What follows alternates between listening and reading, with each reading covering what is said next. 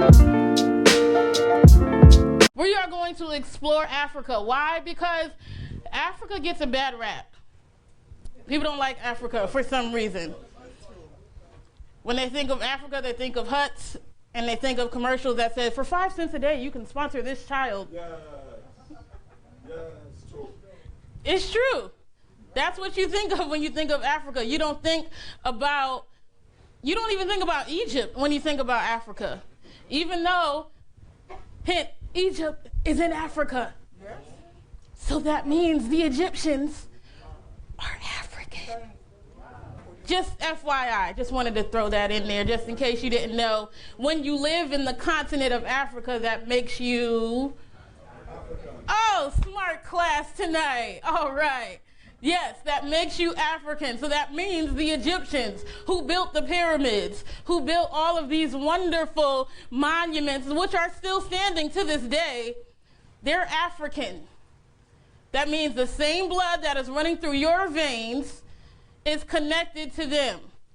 All their genius, all of their smartness, all of their power, all of their resilience, all of their might, all of their strength, all of their tenacity is running through your veins right now. If you are of any type of African descent, I'm going with the 1-drop rule. They used it in Jim Crow as a bad thing. I'm going to use it as a good thing. If you have 1 drop of African blood in you, power to the people. I'm just saying. Amen. Wakanda forever, right? Okay. How many of you have seen Black Panther? That's it?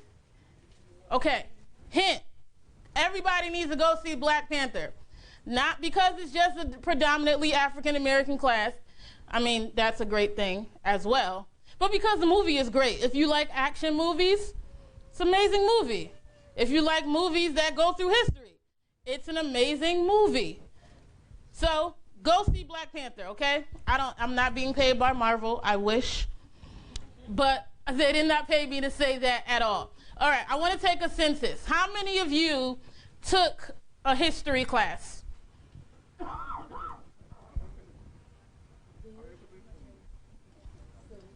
Most of you in here, especially if you're in school, you take history, right? How many of you have taken a history class that focused predominantly on African Americans? 4 people. Yeah? Kinda? Sorta? A little bit? All right, we got 4.5.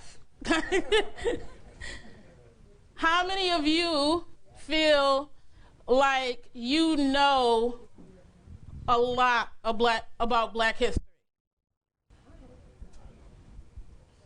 Go ahead, be proud of it. If you feel like you know.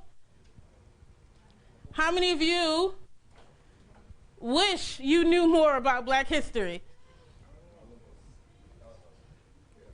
Good answer. Good answer. February is Black History Month. You can hit that first slide for me. February is Black History Month, okay? Now, usually it's an item on a checklist that people like to check off, right? Presidents, politicians, February 1st, they put out some statement saying thank you for the contributions to the African Americans, and then they keep it moving. You don't hear from them for the rest of the 27 days, right? Even in school, you have a bulletin board with the same 5 people on there, maybe an assembly, and then they keep it moving, right? It's not anything that they stop and really go in depth with. We like to pass it over. We make mention of it because we have to, because if not, we're going to be upset. But we don't really go in depth.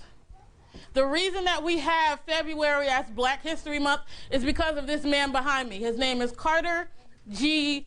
Woodson.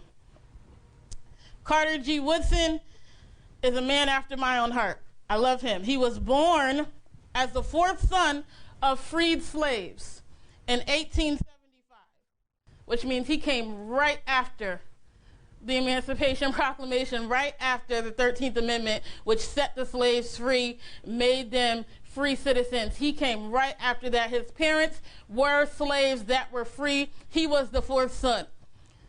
But like most of the people, like most of the slaves that were newly free, they didn't have jobs. They didn't have opportunities. Most of them became sharecroppers, which basically means they were doing the same work, but just getting paid a little bit. So instead of not getting paid at all, they were getting paid a little bit for the same work. That's what sharecroppers basically were. He worked as a sharecropper and a miner until he attended high school. But he attended high school 2 years late. So he was supposed to technically be a sophomore, and he started as a freshman. But because he was so smart, he ended up passing high school in 2 years. So although he started 2 years late, he made up for it and graduated high school in 2 years. He went on to Berea College in Kentucky. Then he worked for the U.S. government, which I thought was interesting, as an education superintendent in the Philippines, which kind of changed his whole world. He got out of Virginia, he went to the Philippines, and he got to see a different environment, and that made all the difference in the world, because once he saw that there were black people in the Philippines, that changed everything for him. So he went, he traveled some more, he learned some more. He continued to study. He earned his bachelor's and master's degree at the University of Chicago. Then he went on to Harvard. I'm talking about Harvard, like in Massachusetts. He was the second person to graduate, or second black person to graduate with a doctorate degree from Harvard University. Is that a good accomplishment or no? Y'all looking at me like, wait, thank you. He graduates as the second person to get a doctorate degree from Harvard, only to be beaten by W.E.B. Du Bois. We'll talk about him a little bit later. But he becomes the second person. He goes on, and he has this really just this undying passion for learning more about African people, people of African descent, African Americans. And he pushes that agenda over and over and over. Some say that he was a member of Omega Psi Phi. He gets his fraternity to come in, and they push for Negro History Week. 1924, they officially established Negro History Week. They did it during the second week of February. Why? Because of Frederick Douglass's birthday. Even though he didn't really know when he was born, that happened a lot with the slaves because there was no records kept. Even though Frederick Douglass didn't necessarily know when he was born, he celebrated it on Valentine's Day. So everybody goes with the fact that Frederick Douglass was born on Valentine's Day. And he also picked February because of Abraham Lincoln's birthday, which was on the 12th. And Abraham Lincoln is important because he signed the Emancipation Proclamation. We'll talk more about him later. So, 1924, they officially start Negro History Week, but he's not satisfied with that. We can't just have a week. There's too much to learn in just a week. So he keeps pushing for more. He goes to different colleges, universities, high schools, middle schools. He goes in with teachers, establishes curriculums for the teachers to teach about African American history. In the process, he's writing books after books after books. This man wrote over 30 books in his lifetime, on top of starting organizations that dealt specifically with learning African American history. Why? Because our history is often westernized. It's often colonized, if you will. Can I be real? Yes? You sure? You sure? Okay, it's whitewashed. Our history is whitewashed, right? We see that today. How many of you watched the Today Show? Good. They decided they were going to bring an Egyptologist on their show to show a 3D bust of Queen Nefertiti. and they unveil the bust, and it's a white woman. Question, where is Egypt? Egypt is in Africa, right? So that means any queen, king, pharaoh, slave, Hebrew, Israelite is African. Yes. Meaning that there's pigmentation in their skin. So anybody, whether they're a pharaoh, whether they're a queen, whether they're a slave, a eunuch, doesn't matter. They're going to have pigmentation in their skin, the melanin in their skin. The Egyptians left a cheat sheet for us. They put up whole pyramids and filled those pyramids with all kinds of pictures and maps. And every single one of those pictures where you see the slaves, you know, where they do the Egypt thing, are they white? No, they're colored. Let's be real here. If we're going to talk about Egypt, we have to talk about the fact that it's in Africa. Africa means Africans. There are different pigmentations in our skin. I'll talk about that a little later. But this man, he's called the father of black history because it is basically because of his accomplishments and his pushing that we have Black History Month today. Gerald Ford in 1976 was the first president to officially proclaim this month as Black History, and then every president after that has done so. But it is because of this man, Carter G. Woodson, who wrote an amazing book called The Miseducation of the Negro. I encourage all of you to read that book. It's 117 pages. It's not really long, but in it, he talks about things, even though he wrote it in 1933. If you read the book today, every single topic that he brings up is relevant today. He talks about the fact that we don't know our history, that we are indoctrinated from kindergarten all the way up to think about Africa, to think about our race, to think about our skin as inferior. And even though it's not blatant today, even though they're not standing up and saying, well, whites are better, there's something that's called dog whistle tactics. A dog whistle is a whistle that only a dog can hear. It's at a frequency that is so high, only dogs can hear it. When you talk about dog whistle tactics, you're talking about when people stand up and say, make America great again. And although they're saying that, they mean something totally different. But only the people that he's talking to, only the people that they're talking to know what they're saying. Thank you. So, from day one, black people, people of color, were taught that Africa is nothing but the place that slaves came from.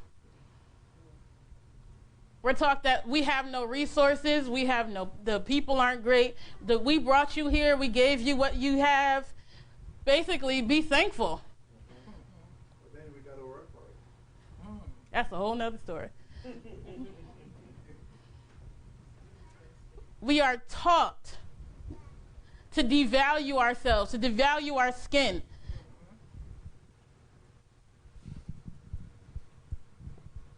Okay, I'll leave that alone. Let's go to the next slide. Why are we black? Very simple word, melanin. Everything, every creature, every person has melanin in their skin. The only difference is how much. Some people have less melanin, some people have more. But everything has melanin inside of it. Melanin is in animals, it's in your skin color, it's in your eye color, it's in your hair color.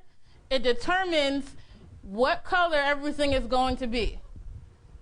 I am a very unique person because I have a darker melanin everywhere else except for my left eye. For some reason, there's a whole story about that. I've heard two different stories. One story is that my mom wanted chocolate ice cream in the middle of the night and my dad didn't want to give it to her, so I didn't come out fully chocolate. I like that story. Then the other story is a little bit deeper. I was supposed to be aborted. My disease, I have sickle cell anemia. They told my mom and my dad that it wasn't going to be easy for me, that if I did live, I wouldn't live past 3 years old. Just abort, start over, maybe adopt. But my crazy parents decided to leave the doctor's office and go to church. Amen.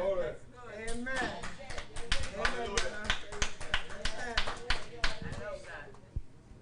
They left the doctor's office, went to church, and the woman who was preaching called my mother out and said, "You're pregnant. And the baby that you have, she's going to be great. Don't abort her."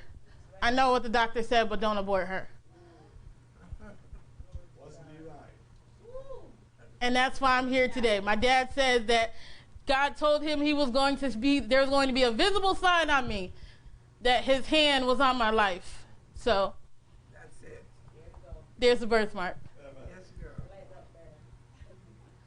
You like that? I like the chocolate ice cream. It's not as deep. Just saying. But everybody has melanin in their skin. What is melanin? It's a dark brown to a black pigment occurring in the hair, the skin, and the iris of the eye in people and animals.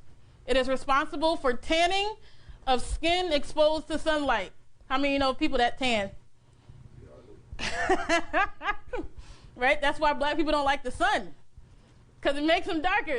No. Melanin is formed from an oxidized dopa molecule, which in turn is made from the amino acid triosine. It's basically a lot of medical terms for the fact that some people have darker skin and some people don't.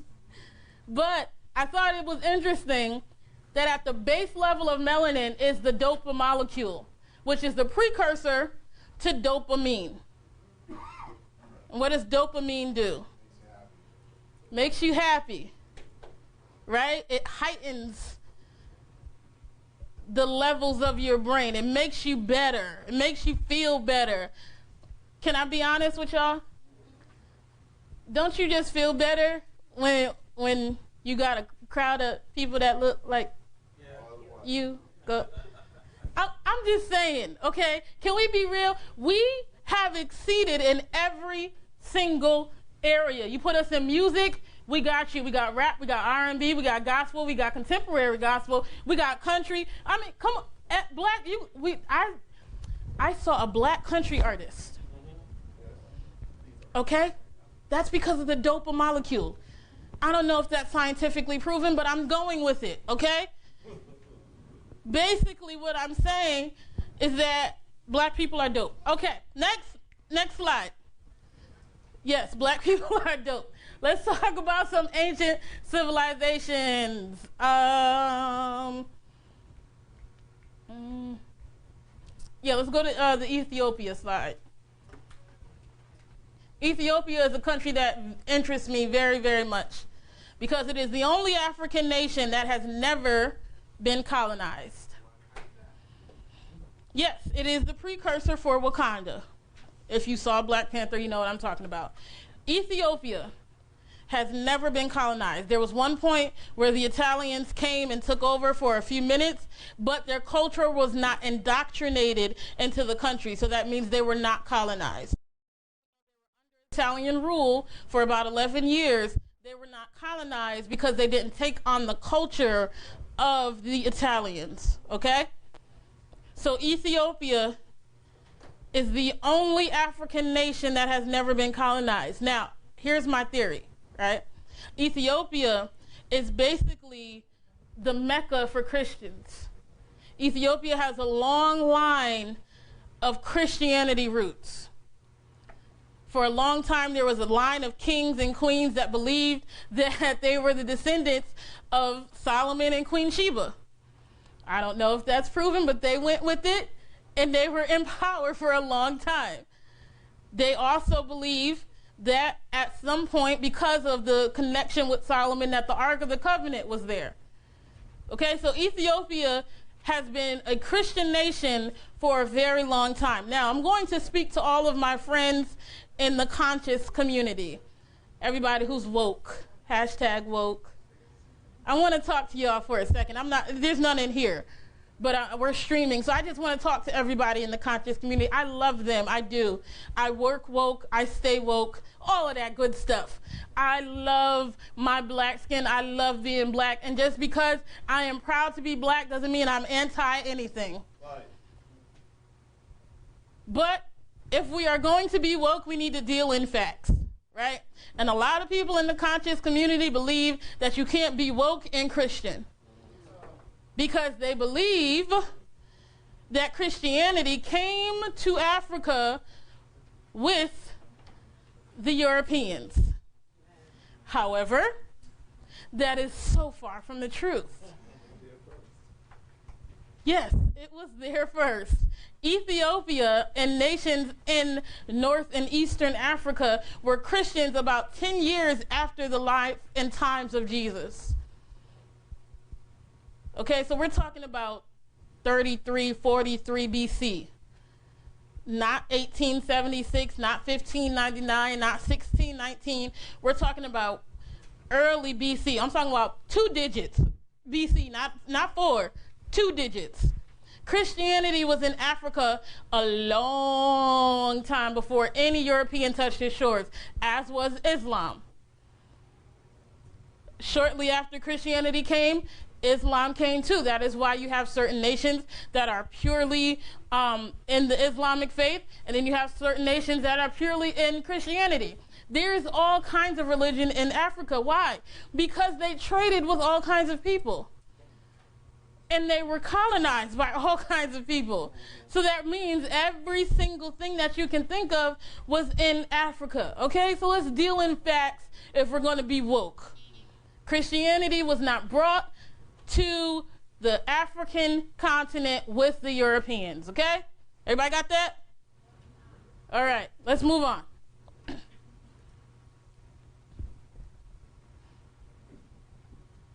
Slavery and the Bible. Lord Jesus. Here we go.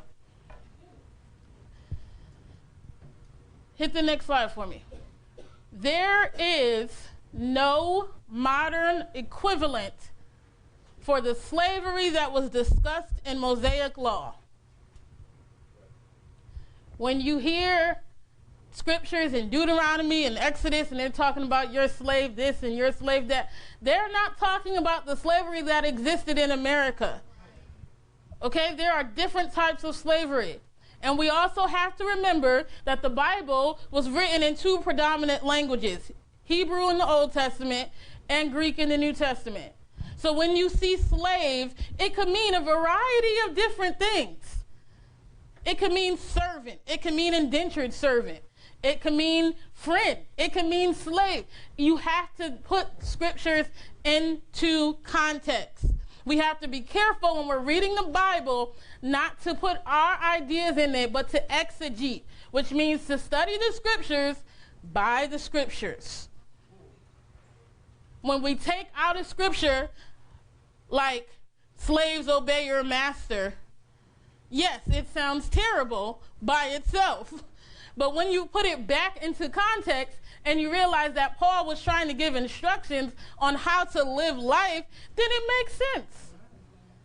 Of course, I can take out anything by itself and make it whatever I want to make it. I can take Black Panther and say that the fact that it has a predominantly black cast is reverse racism. Not that that exists, but that's what some people say. Right? I can take anything out of its context and make my argument. But if we are dealing with facts, like I said, we have to be careful not to put our ideas when we're reading the Bible. The Bible is very clear if you study it by itself. Put the scriptures with the scriptures and it makes sense. That's why there is an Old and a New Testament. The Old Testament is just the shadow of the New Testament. When you take out just the New Testament, you're missing a whole picture. When you take out the Old Testament, you're missing a whole other picture. But when you put those things together, then you have something with power. So let's get this fact. Everybody repeat after me. Ready? Everybody say, God hates slavery. Everybody clear on that? There is nowhere in the Bible where you will see that God condones slavery. Every time that we see scriptures about slaves, it is because it is already practiced institution, and God is giving us instructions on how to live within those boundaries. Right? For example, what am I saying? We can't do anything about the fact that 45 is in office. We can't do it, right? He's there for foreseeable 2 years or so. But we can deal with instructions on how to live while he's in office, right? We don't just give up and say, oh, I don't know what he's going to do. I'm going back to Africa. No, you live within the context of what's happening.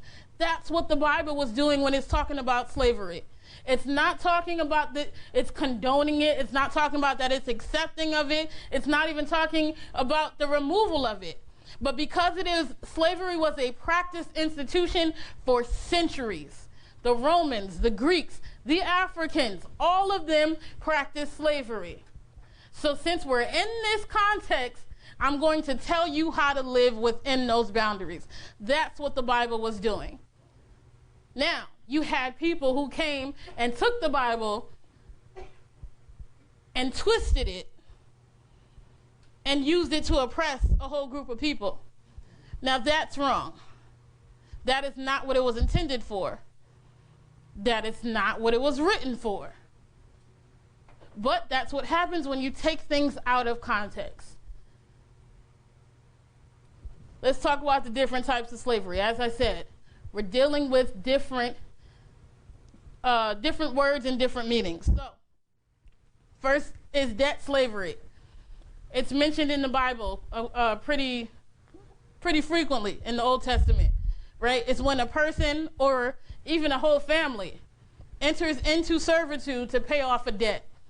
The debt was too large for them to pay, so they agree to work it off, right? That's what we do with our credit cards every single day.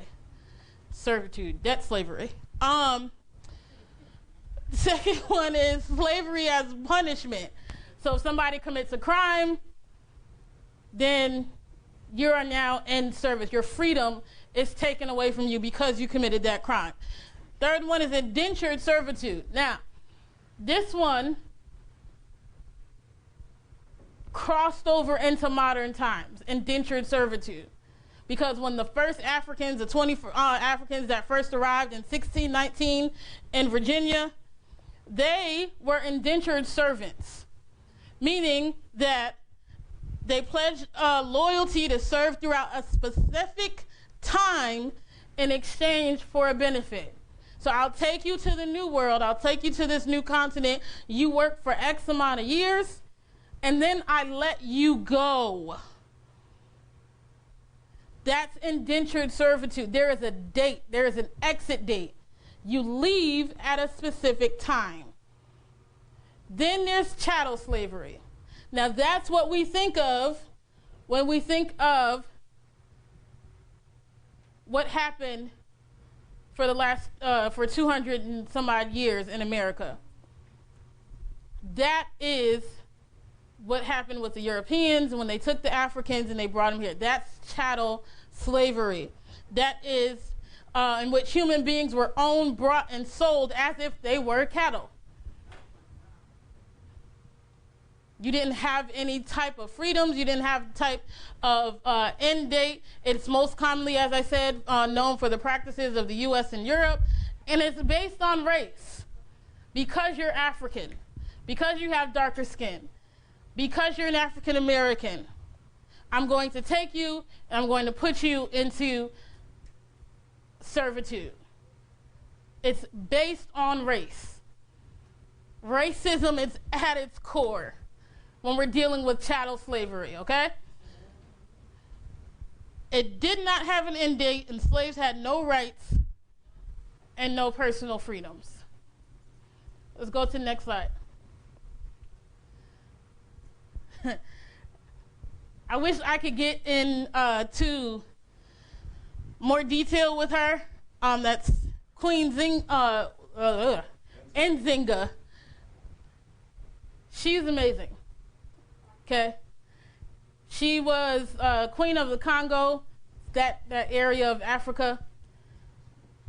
She meets the Portuguese. The Portuguese happened to come in. They were looking for gold, I believe, but stumbled on the fact that there was Africans there and that they needed them to mine, and they wanted the sugar cane, and they wanted all kinds of stuff. They ended up setting up a port there so that they can ship out slaves, they can ship out the sugar, they can basically have their base in the Congo. She was like, no, I'm not feeling that. So she goes to talk to the Portuguese. He's the king, or I should say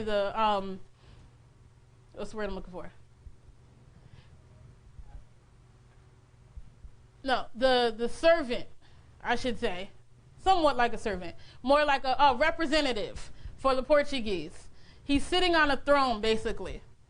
And she realizes that there's a mat and a pillow for her to sit. So she calls one of her servants over, tells her to get on all fours, and sits on her servant so that she could be eye to eye with the Portuguese representative. Okay, this is how much guts this woman had, right? She already had to fight the stereotypes that women can't rule, and, you're not real royalty, I don't really want to deal with. She had to fight through all of that. So she wasn't going to sit at a level where she was beneath him. She was going to sit equal to him. So that's why she called her servant over. Servant bent down. She sat on the servant. So now we're eye to eye. Let's talk about this thing.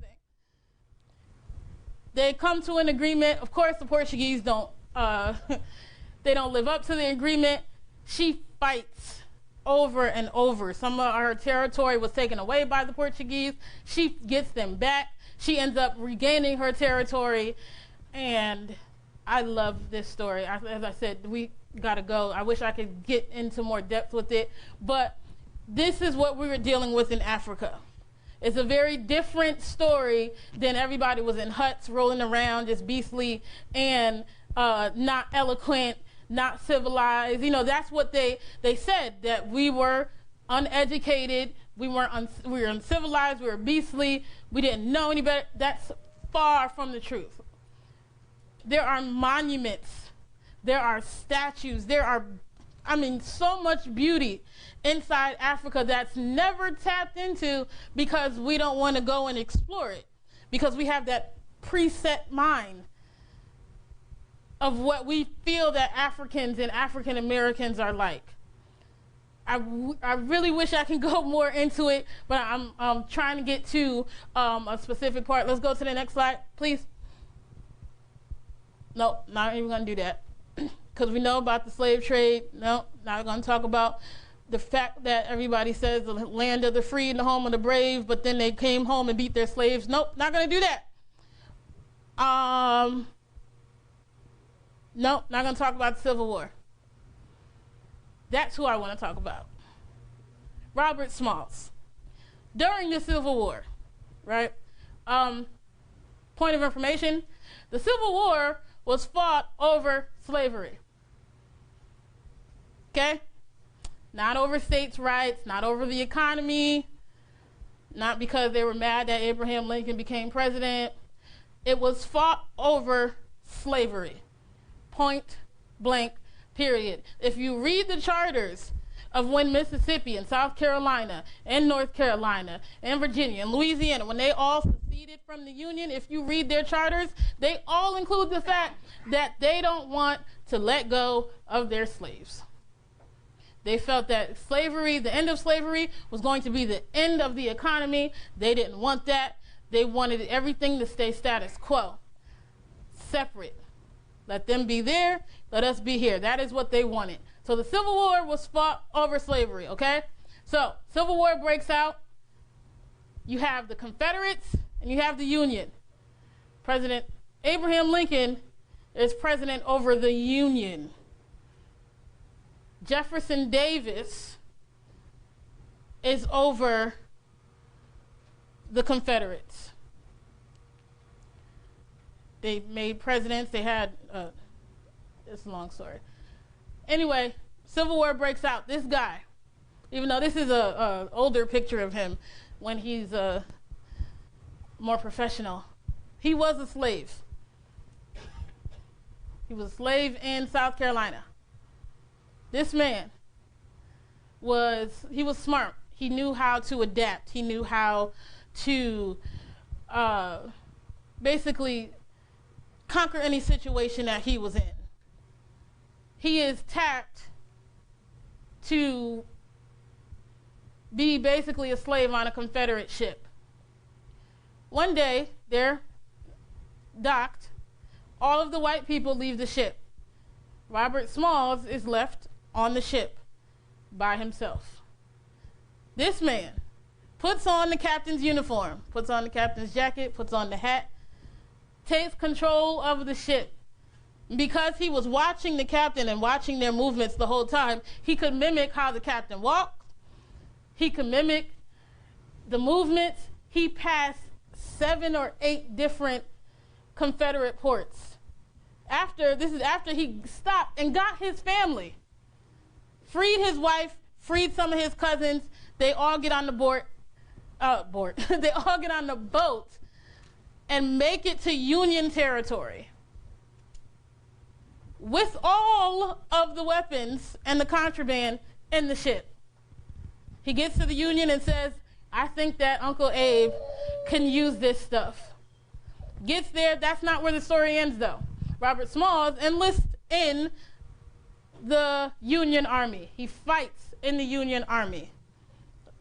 Okay? Fights in the Union Army, lives, becomes a senator, or a congressman, I think. He becomes a congressman. Okay? This is after he escaped, got his family to freedom, fought in the Civil War, becomes a congressman, sets up schools, takes over the plantation that he used to be a slave at. Okay? Has his family living in the big house. The mistress, her husband died, so he said, yeah, you can stay here, but not in the big house. You can stay over there. Right, that's what I'm talking about. Lets the mistress stay on the property. Him and his wife and his family are living in the big house on the plantation that he used to be a slave on. I mean, this man is bad, okay? He served, he became a congressman, and he died a very, very rich man. These are the things that they don't teach you in school. We know about the Civil War. We know how many people died. We know that it was a terrible, terrible battle, that 600,000 people lost their lives. But you don't hear the fact that Harriet Tubman was a Union spy. You don't hear that. We can talk about the Underground Railroad and that she freed a couple of slaves. Yeah, that's fine. But we leave out the fact that when the Civil War broke out, she became a spy for the Union. She basically became the uncertified first woman general. They weren't going to give her that much credit, but they did let her become a spy. She was short, so she could fit in the plantations and listen to what the plans were, and then go and tell the Union. Right? We don't hear these stories of triumph. We don't hear these stories like Robert Smalls. We don't hear about these people. We hear about the same 5 people: Martin Luther King, Rosa Parks. Don't forget that Garrett A. Morgan invented the stoplight. Right? We hear about the same people over and over and over, and we never tap into the fact that there is so much more than what meets the eye. Let's go to the next slide. Yep, not even going to discuss them. Come on. Nope. We started late. I got to get through this. Can't talk about presidents. Nope, let's go to the other one. talk about the presidents a little bit? Okay, go back to that slide with the presidents on there. These are the problem presidents, right? Zachary Taylor, he's the 13th president. Franklin Pierce is the 14th president. James Buchanan is the 15th president. These are all the presidents leading up to Abraham Lincoln. Because of all three of these men's inaction, that's why we had the Civil War. All of these three men had the ability to stop the Civil War in its track, to make a definitive stance on slavery, but none of them did it. Right? Zachary Taylor, I hate the fact that he has my name, but this man becomes president. He had this hard stance. Even though he was a slave owner, he didn't want the expansion of slavery, right? The Compromise of 1850, where certain states were being adopted into the United States, they had this big battle about which ones were going to be slave and which ones were going to be free states. Zachary Taylor says he didn't want the expansion of slavery. He was going to enter all the states in as free states.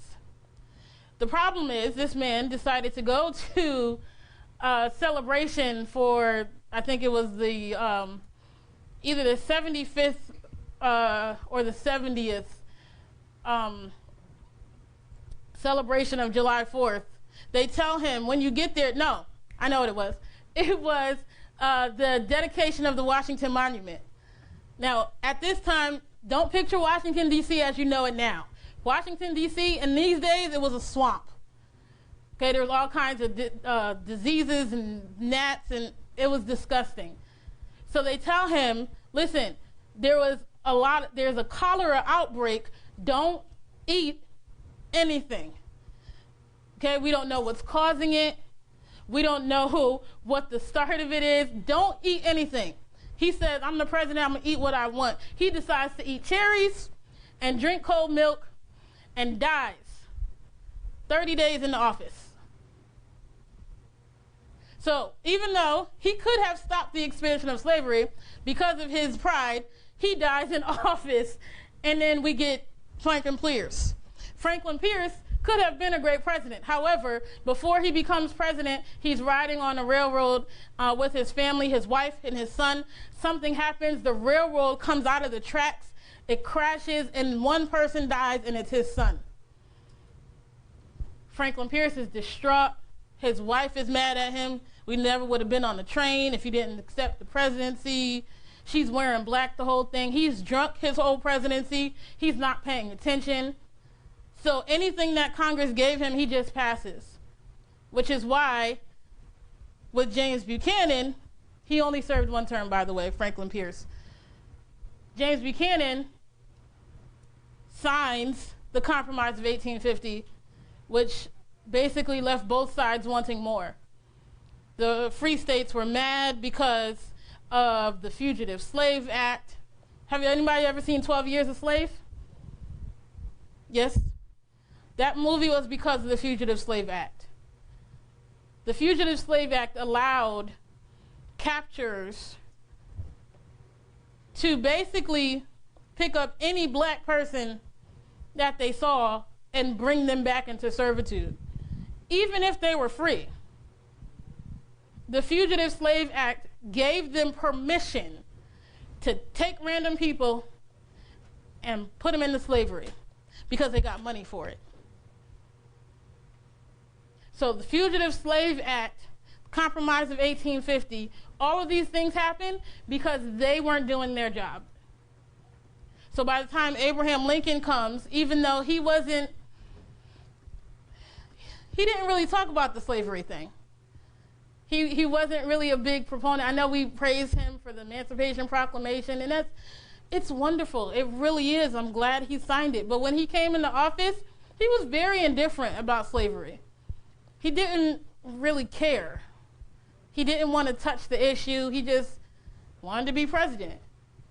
But because the Confederates decided to secede, now it was in front of his face. But there are documents where Abraham Lincoln is referring to black people as niggers. He made speeches in which he refers to black people as niggers. His Reconstruction plan after the Civil War was to ship all the black people back to Africa.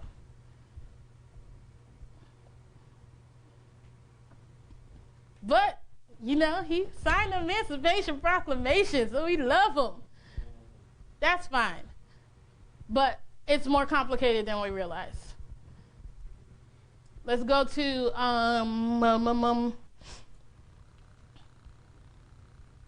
Plessy versus Ferguson. This man is Homer Plessy. Can you tell what race he is by the picture? Can you decide, like, does he look black? Does he look white? Does he looks white? See, that's the problem. The fact that you can't tell what this man is. He is mixed. He is referred to in the legal documents as 7/8 Caucasian and 1/8 Negro. I have no idea what that means, but he is mixed, okay? He is a mulatto, if you will, okay? Plessy versus Ferguson is a very, very important case, a very important turning point in American history, right? This happened, or the Plessy versus Ferguson decision was decided in 1896. It said that the U.S. Supreme Court upheld the constitutionality of racial segregation under the separate but equal doctrine, right? Now, this all started with the Separate Car Act of 1890 in Louisiana. Basically, what that said was there should be equal but separate accommodations for the white and colored races on its railroads. Again, the problem is with some black people, you can't tell what color they are because of the mixing of the races. There are some black people that can pass for white, just like Homer Plessy. That is exactly why he was chosen to buy a ticket in Louisiana. He brought a first-class ticket. He sat on the railroad in the white section. Now, I don't know if there's different accounts as to what happened and why the conductor or how the conductor knew he was black. But at any rate, the conductor asked him to move, go to the color section. He says, no, not doing that. They send him to jail. The case goes all the way to the Supreme Court, right? So June 7th, 1892, he's arrested. He's going to, he stands before the judge, John H. Ferguson. That's why it's Plessy v. Ferguson, of the Criminal Court for New Orleans. And he upheld the state law, which was separate but equal. Now, the Plessy side was arguing, how can you tell if someone is a Negro or not? Because nobody could pick out what race this man was.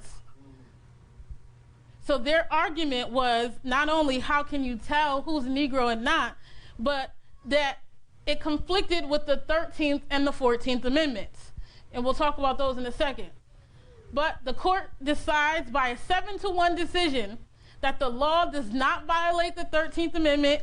It doesn't violate the 14th Amendment. One, because it's the state's right to make any laws that they deem reasonable. And two, that the law only implies a legal distinction between the races, not a social one. That's not true. Now, that one that dissented, his name was Marshall Harlan. He was the lone objector. He was from Kentucky, and he used to be a slave owner. He says, and I'm going to read it exactly as he wrote it. He said, the white race deems itself to be the dominant race, but the Constitution recognizes no superior dominant ruling class of citizens. He continued that our Constitution is colorblind in respect of civil rights. All citizens are equal before the law. The court's majority opinion, he pointed out, gave power to the states to place in a condition of legal inferiority a large body of American citizens. That's a lot of words for the fact that this decision, Plessy versus Ferguson, separate but equal, allowed states to legally segregate and basically make a whole race of people inferior. First, it was just black codes and Jim Crow. That was a social thing. Now with Plessy v. Ferguson, it's legal. That's where you get the white and the colored water fountains and the white and the colored restrooms. It's because of this decision. It's because of Plessy v. Ferguson that we have the separate but equal. Now, the genius of black people is that a man named Charles Hamilton Houston, I don't have a picture of him, but he becomes the president of Howard, Charles Hamilton Houston. He takes over the law school of Howard University, and he goes on a quest to find black, astute, smart lawyers that will challenge this decision. But the genius of their argument was not the separate part, it was the equal. So yes, that's Charles Hamilton Houston. Thank you. Lawyers like Thurgood Marshall, who attended Howard University, would go to court on behalf of people and say, no, judge, we dare not turn over the Constitution. It's the law of the land, separate but equal. We understand that. No, we're not arguing that. But if the law of the land is going to be separate but equal, let's talk about this equal part. And they started with schools. So they would take teachers and students and they would interview them. They would go in the deep south and they would ask students, do you have a water fountain? No, sir. Do you have books? No, sir. Are there enough desks for all the students? No, sir. Do you have heat? No, sir. Are there separate classes per age? No, sir. How many classrooms are there? 1. What's your building? The church. So it's not a school? No, sir. That's not equal. So the genius of the argument was, we understand the separate part. You want to say separate? That's fine. But let's argue this equal thing. If we're going to be equal, that means whatever the white schools look like, the black schools should look like. Whatever the white teachers are getting paid, the black teachers should be getting paid. Because it's the law of the land, right? Separate but equal. Plessy versus Ferguson. Now, all of their cases were won because at the end of the day, it is the law of the land. They found it. They upheld the Constitution. Separate but equal. So then all the schools had a decision.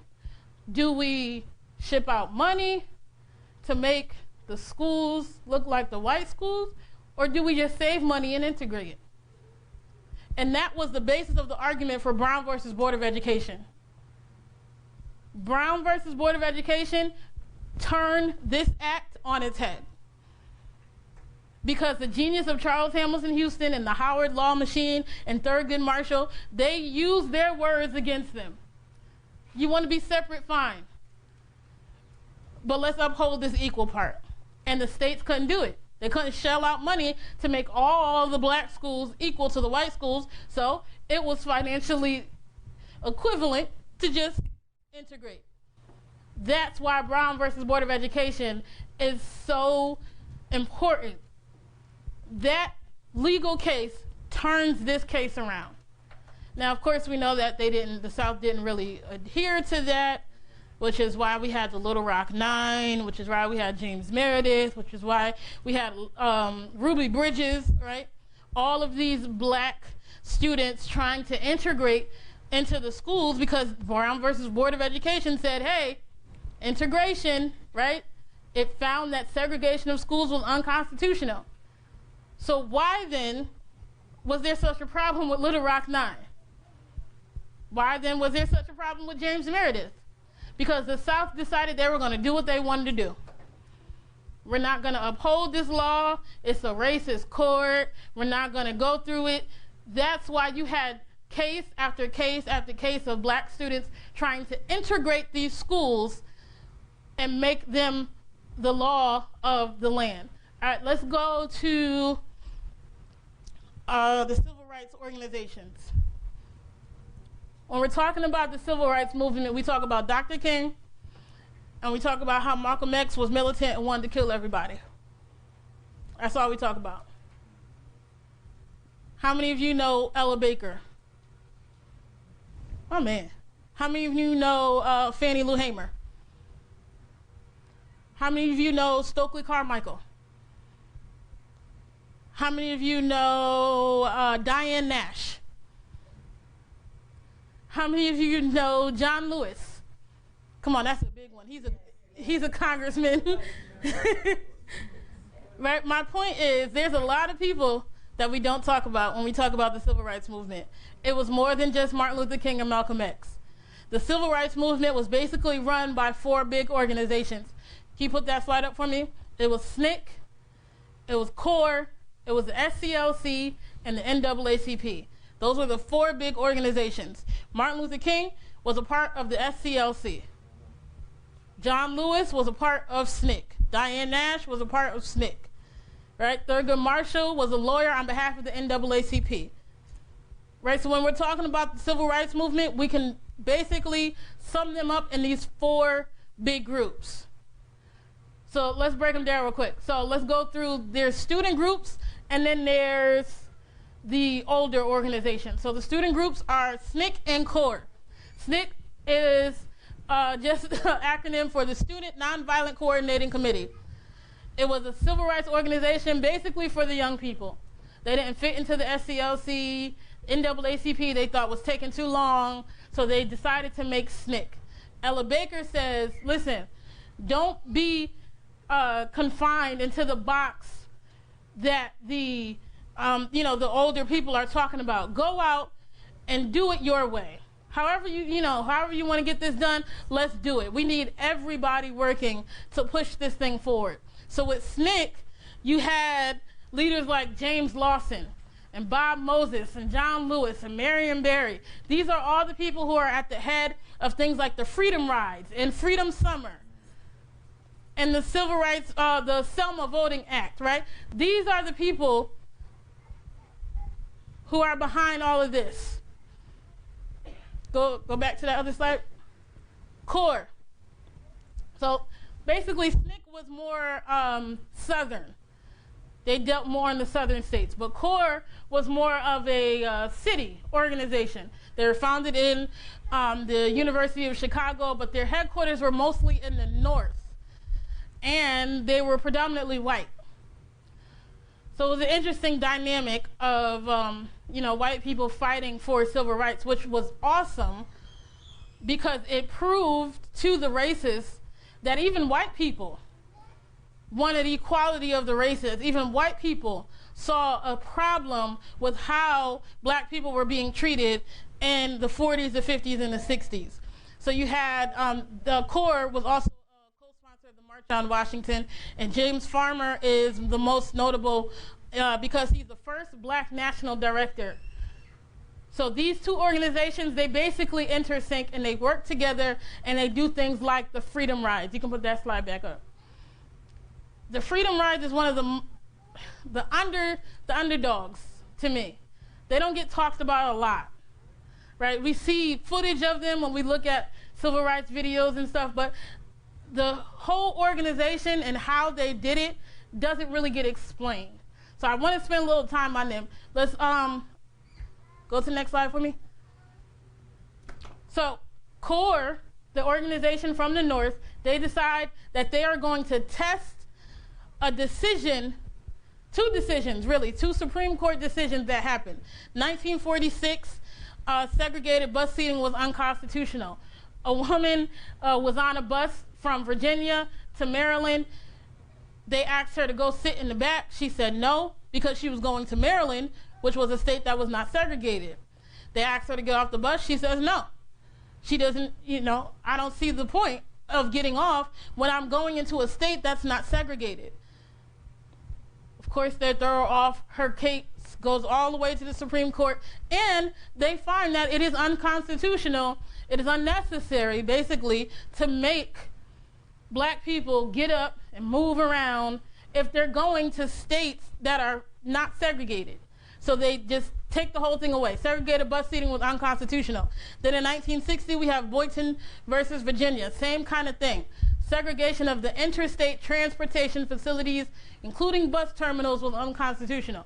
So these two cases basically meant that when you're traveling from state to state, doesn't matter where you're going, if you're going from north to south, east to west, doesn't matter. When you're doing interstate travel, the bus terminals and the buses are not supposed to be segregated.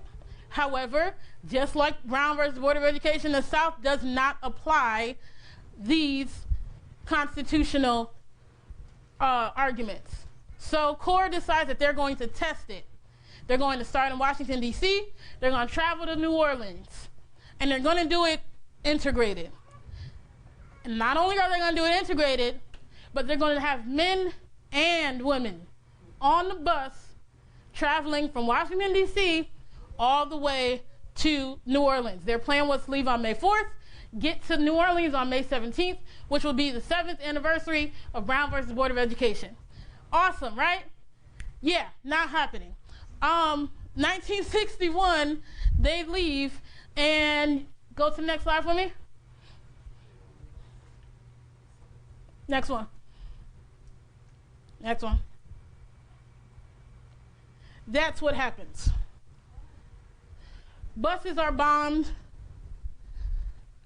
Riots break out. Mobs of 200 to 1,000 people attack 21, 15, 7 riders.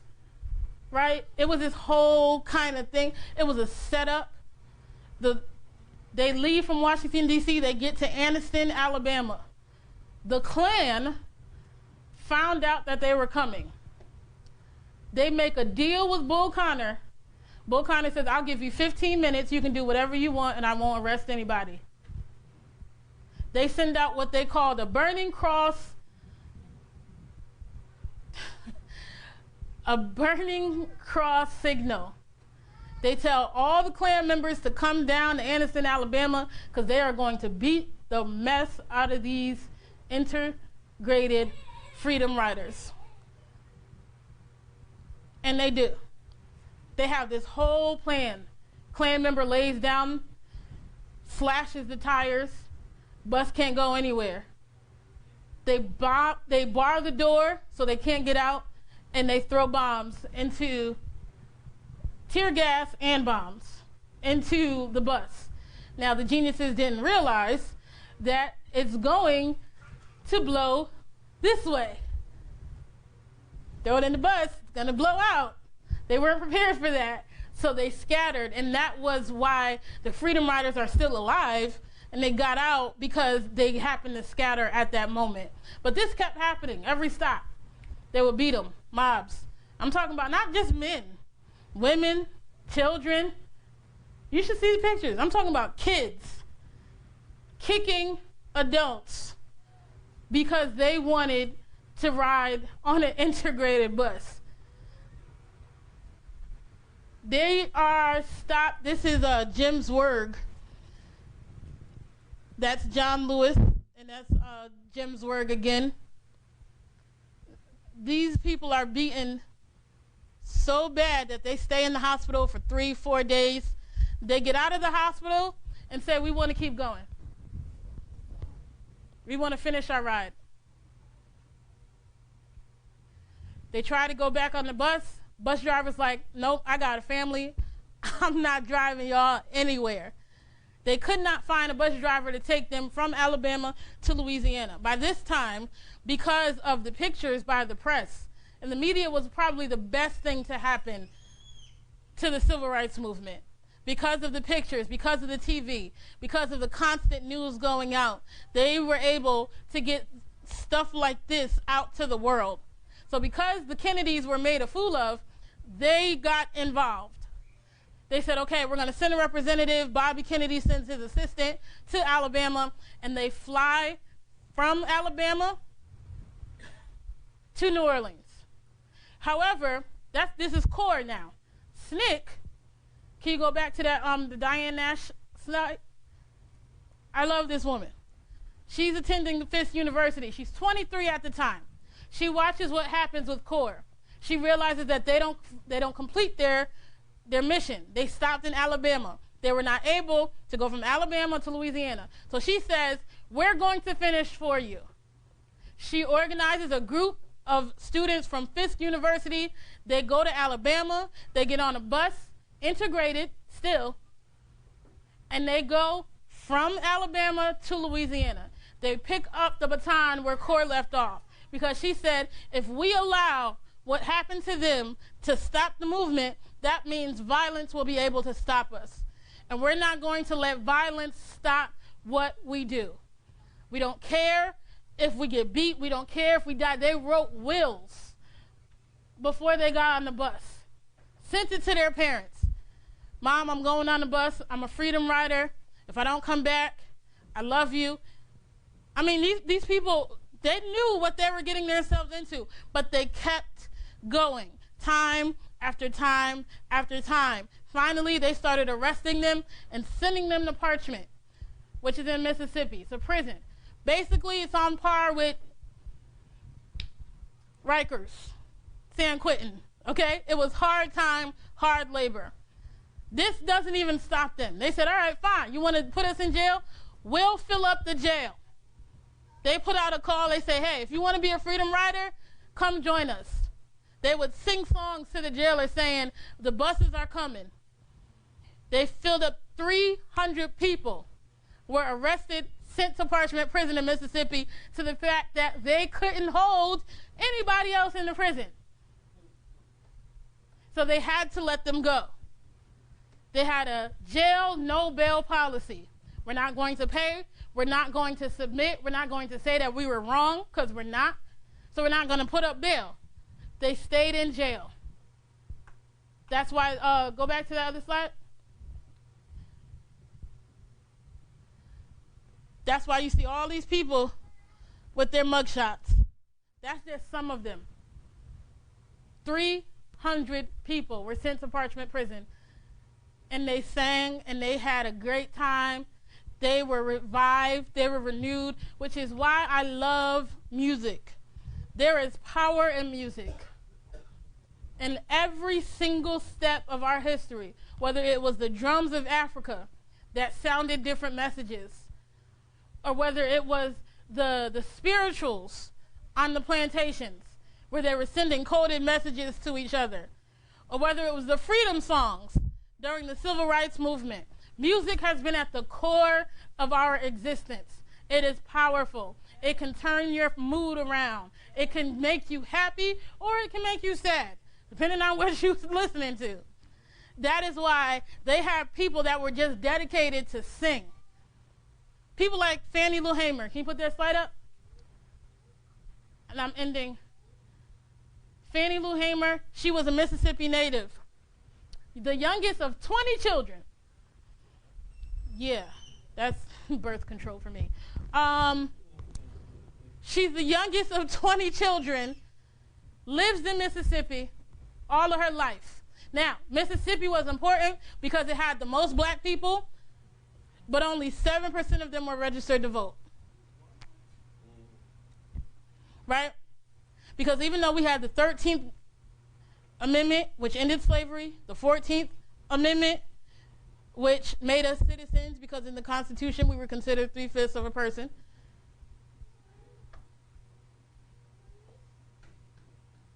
The 14th Amendment gave us basically our rights as citizens, and then the 15th Amendment gave us the right to vote.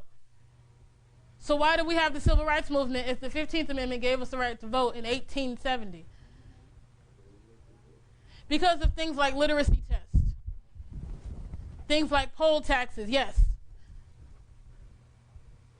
Whoever was at the registrar at the city hall had full power over whether or not you were going to be able to register to vote.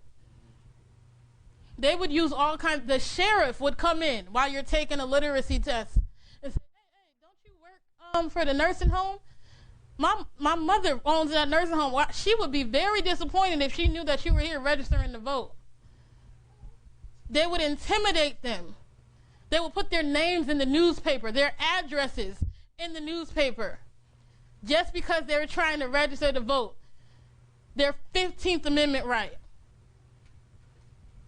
So that's why you have people like Fannie Lou Hamer. She tries to register to vote. She loses her job. She loses her home. All because she registered to vote. Right? Didn't even get the chance to vote yet. Just registered. Loses her home, loses her job. She's arrested. The police in the jail tell the inmates to beat her until they're tired.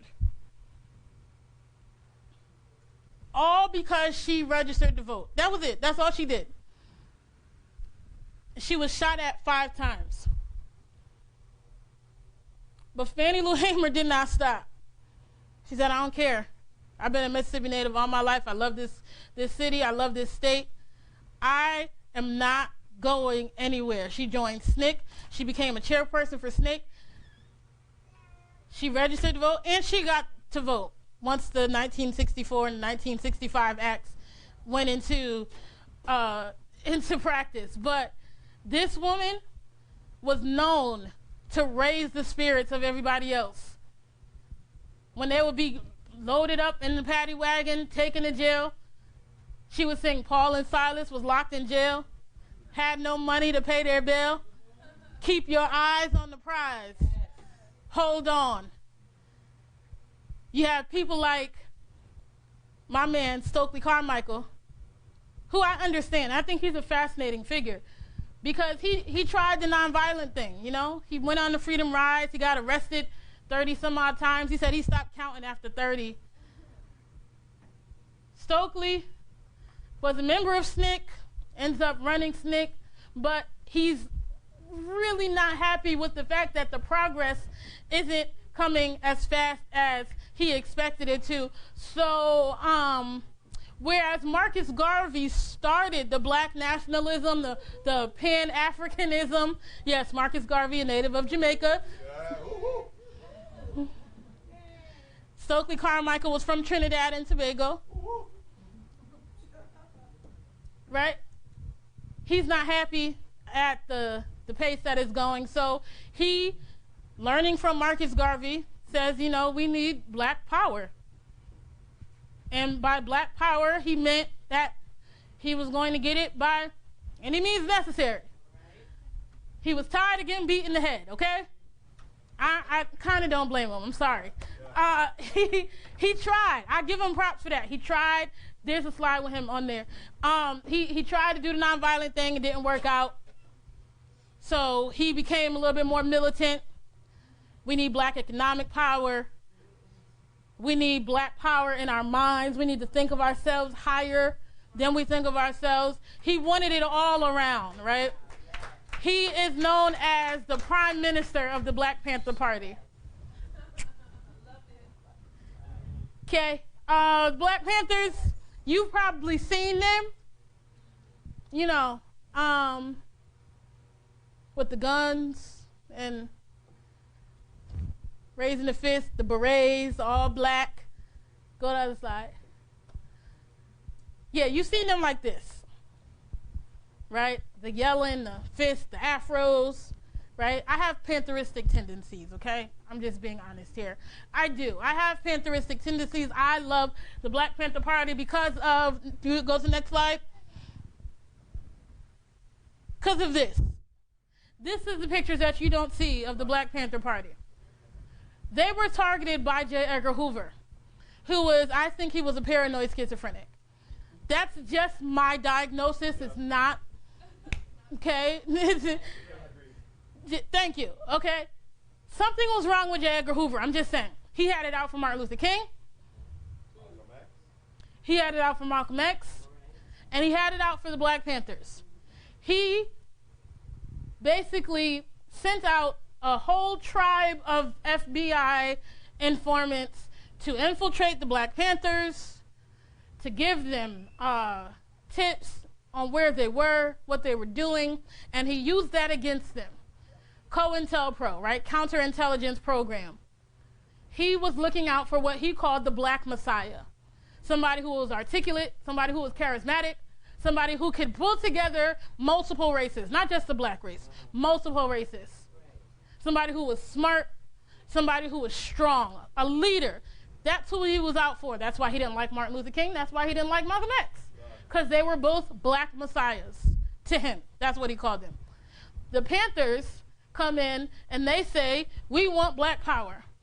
And because of their genius, these were smart. Huey Newton has a PhD, okay? He's a doctor.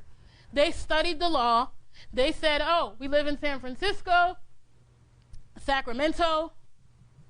Their law says that we can carry loaded weapons as long as they are seen. And so that is what they did. They took full advantage of that law. As long as those weapons were seen, they were able to carry loaded guns. Now, we're talking about the gun issue now. Again, right? Again, we're talking about this gun issue and whether we should repeal laws, whether we should put more laws in, all that stuff. You want gun law change? Bring the Black Panthers back. Because they decided that they were going to confront the lawmakers of Sacramento. Somehow they landed up on the floor of the city hall where the laws were being made while they were in there. The Sacramento City Council changed the law so fast when they saw all those black people with guns. 2 weeks later, the law changed. So you want gun change? Bring back the Black Panther Party. Guarantee you laws will change in 2 seconds. Let every black person put on a gun and just stand there. And I guarantee you that there will be gun change. Because it scared the mess out of the establishment, out of J. Edgar Hoover, out of all the presidents. Johnson didn't want to work with him. Nixon didn't want to work with them. Reagan definitely didn't want to work with them. But the Black Panther Party wasn't just gun-toting people, okay? They made changes in the community. They were very community-based. I love the Black Panthers because I have sickle cell. Sickle cell anemia would not be on the map if it wasn't for the Black Panther Party.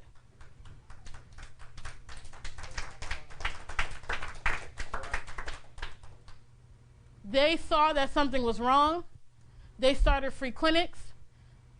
They started a free ambulance program because ambulance wouldn't come when black people called.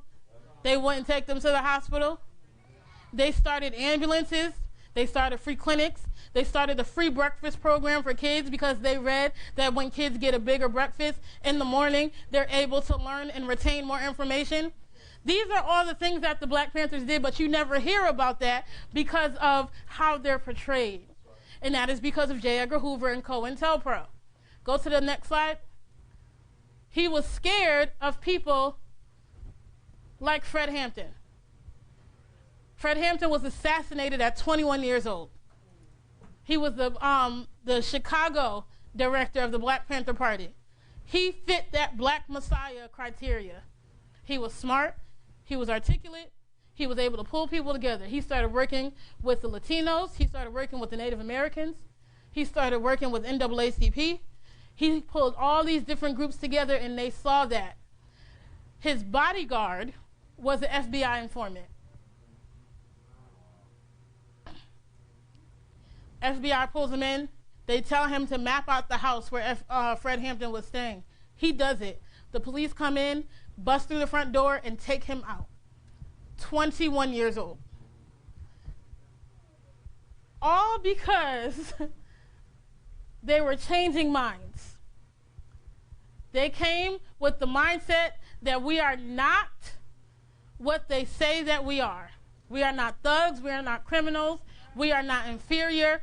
We are excellent.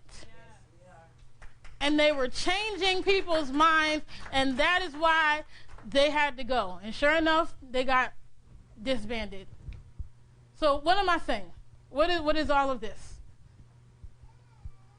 This is because for so long, our history has been hidden. It has been rewritten. It has been forgotten. And it has been underestimated. I believe that at the core of racism is ignorance. Because people don't know, when they don't know the race, when they don't know somebody of a different race, when they don't know somebody of a different background, they operate at a level of ignorance. Ignorance simply means not knowing anything. And that's okay.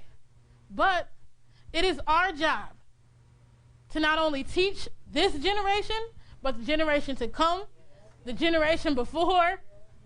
We have the power to change people's minds, not just with our history and the power of so many black people who have come before us and have changed our nation for the better.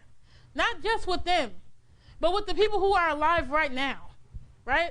People like Barack Obama. Every black person got a picture of Barack Obama in their house, right? We're proud of Barack Obama simply because he did it. We may not agree with everything he did. We may not. He did it. And the fact that he did it is enough, because he got through. People like that give us hope. Movies like Black Panther give us hope.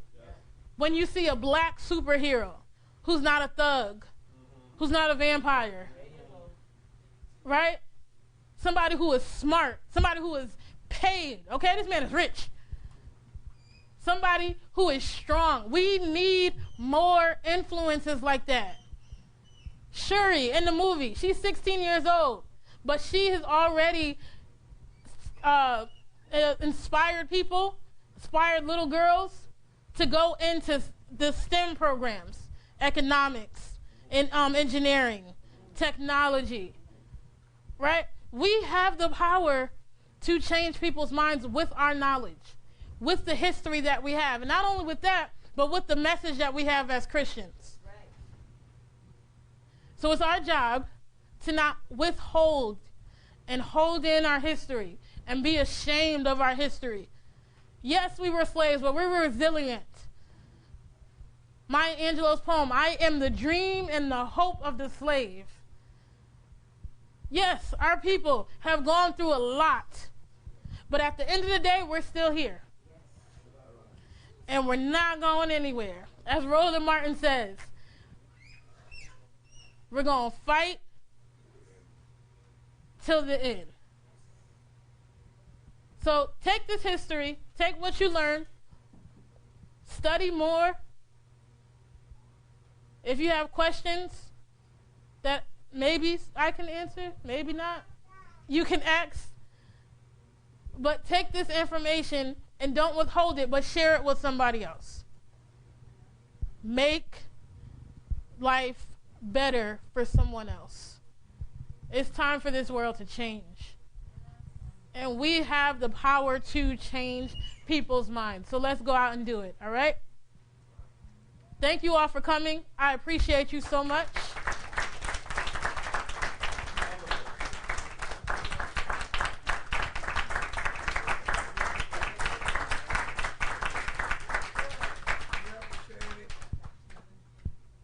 Huh? Nobody knows the words to the Black National Anthem.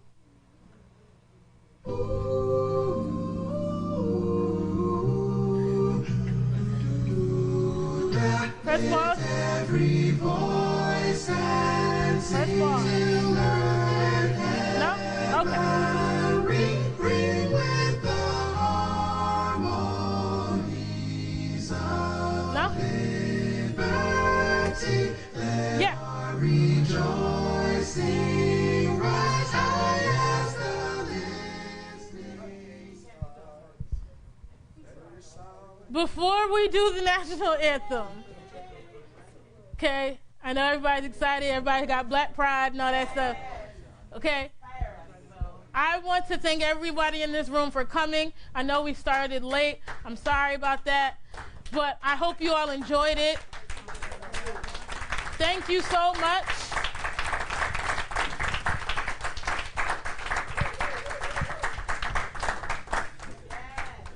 Thank you to the My Breath of Life family, my parents. Thank you so much. Mother Faith, where is she? Mother Faith, thank you. Mother Faith provided the food. Thank you, Mother. To Melissa and Dell, thank you for all of your help. I appreciate you so, so much. Cottrell, you know I got you. Thank you for everything. All right. We are going to attempt to sing the Black National Anthem.